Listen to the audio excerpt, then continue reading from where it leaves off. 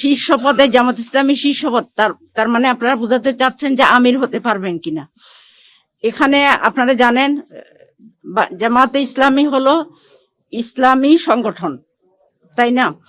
আর ইসলামী সংগঠন ইসলাম মেনে চলবে, এটাই স্বাভাবিক। যেখানে আল্লাহ তাআলা পবিত্র কোরআনে বলেছেন আর রিজালু কাওয়ামুনা আলান নিসায়, পুরুষ হচ্ছে নারীদের পরিচালক। তো এখানে আল্লাহর এই নির্দেশটা, এটা কোরআনের নির্দেশ, এটা ফরজ। সেই হিসাবে কোনো ইসলামী সংগঠনে নারীরা নেতৃত্বে আসতে পারে না। আর আমরা এটা মেনে নিয়েই আমরা ঈমান এনেছি, এটা মেনে নিয়েই আমরা চলছি।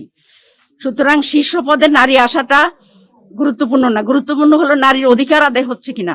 আপনারা দেখছেন বাংলাদেশের গত 54 বছরে 2 জন নারী প্রধানমন্ত্রী দীর্ঘদিন ছিলেন, কিন্তু নারীদের সমস্যার কি সমাধান হয়েছে?